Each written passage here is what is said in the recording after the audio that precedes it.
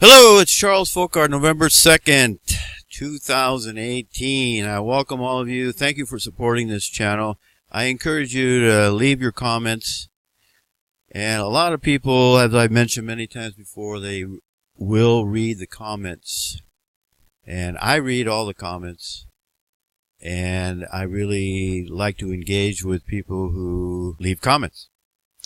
This video is on usury. Why usury is wrong, bad, and it is prohibited by Scripture. So let's go take a look at Scripture first, shall we?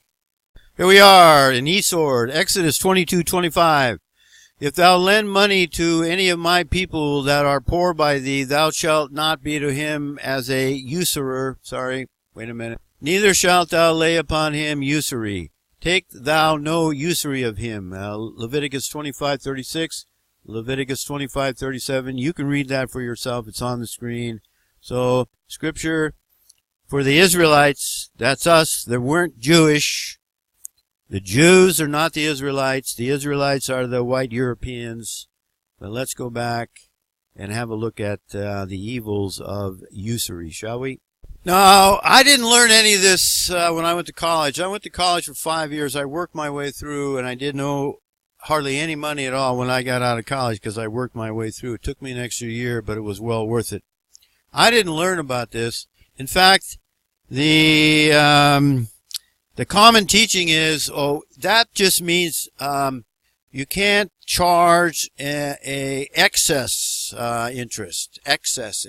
So the Judeo part of the Judeo-Christians, they came up with that because the Judeo part of the Judeo-Christians are the ones who own the banks. So Scripture says no usury, and I'm going to try to show you why. And this is going to help. If you don't already know this, and many of you already do, this will help you understand why we're in such a problem. The bankers, the Federal Reserve, has created a huge problem, an insurmountable problem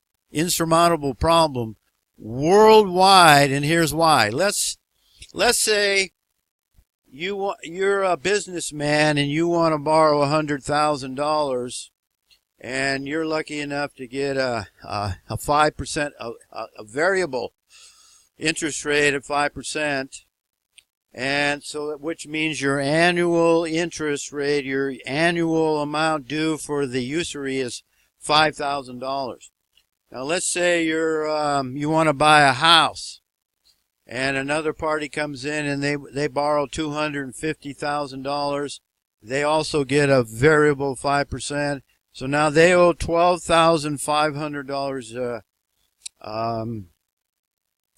a year, which is about $1,000 a month, just on the interest, on the usury. And then also the principal here, let's say some guy wants to go, he's not going to be happy because he sits there and watches the Talmud Vision, and the Talmud Vision tells him you're not going to be happy unless you go out and spend $50,000 on a new truck, and you're going to be macho man. But in order to be macho man, you're going to give us 5% interest, and you're going to be on the hook for $2,500 interest, and that's what, $200 a month? Just on the interest, folks, not even on the principal. So the total that gets put into the economy is $400,000, and everything looks pretty rich. Houses being built, businesses being done. The guys are driving around in their brand new pickups, their F-250 and this and that, and their RVs. But we got this little problem right here. This one right here, this $20,000. Did you get that? Do you see the problem? They put the $400,000 in the economy, but where does the $20,000 worth of interest come from? They don't create the interest. They don't create enough fiat currency to pay the interest. So now, while things are good and the credit is or the loans were being made, you know, the bank doesn't give you credit. You have the credit already. I had an excellent credit rating, quote, when I was in real estate development. Whole nother subject, but you have the credit. If they didn't think you could pay the loan back, they wouldn't loan you the money. So the problem is the interest payments are not created. The amount of the interest that's needed to service the loans is not put into the economy. So as long as the economy is good and more people, the Ponzi scheme, more individuals buy a truck, more individuals take out a loan for a business, or second for the pool or their RV or whatever, everything seems to be working. It's when they restrict the supply of money by upping the interest rate is when we have the problem. And that's where we are right now. It's the boom and the bust cycle. And these economists that work for all the banks, and the banks, if you go around town, the banks and the insurance companies have the nicest offices, the nicest buildings in town, don't they? That's why. So when they restrict the amount of money in the economy by reducing the loans, that's when we have a problem. So what are they doing now? What's the Fed doing now? They're saying we're going to raise the interest rate. So all these loans out there on variable loans, these people now are going to have to start paying more. And fewer people are going to get money to buy a house, to buy that new truck or that new car, to buy that new motorhome, put in that new swimming pool. So now the economy is going to be reduced. The GDP comes down, and we have a bust. That's when the banks who created currency, they created a medium exchange out of thin air. On the bankers, it's the fractional reserve system. They can multiply the amount of money in currency by 9 times. That's a whole nother video.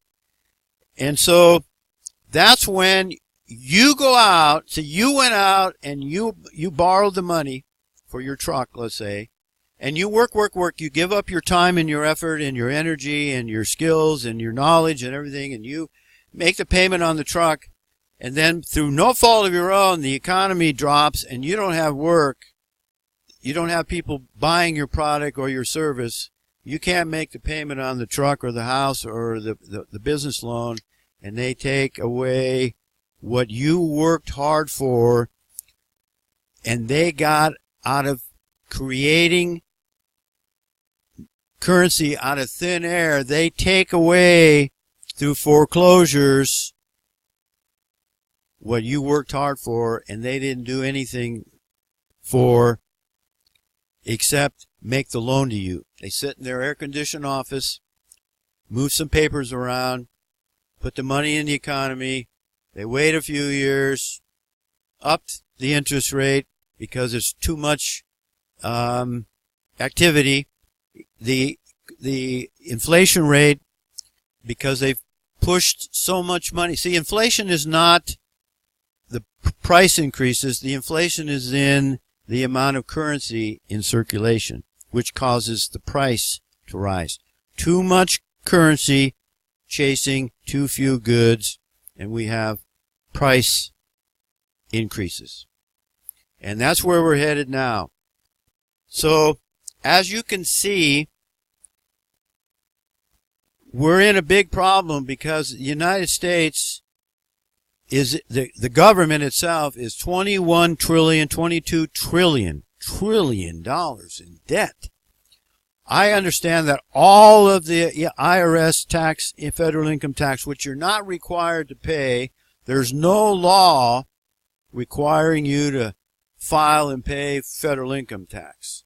Whole nother story. I got other videos on that if you're interested. All the federal income tax receipts go to pay just the interest. Just the interest. And who gets that money? Not you and not me. Not you and not me. I looked yesterday, the Forbes, I looked up the most profitable corporations. 2 of them in there are banks. J.P. Morgan, or 3 of them were banks. J.P. Morgan, Goldman Sachs, and and Wells Fargo. I can't remember exactly, but in the top 10, there was 3 banks, who were the most profitable corporate. Apple was in there, and Alphabet, Google, and all that. But the banks are in there. And guess what? Guess what J.P. Morgan's been doing with all their not with all their profits, but a large portion of their profits? One guess. They've been accumulating silver. And that'll be the topic of another video. I hope this helps you understand why not only the United States, which is a third world country because of our debt and many other issues,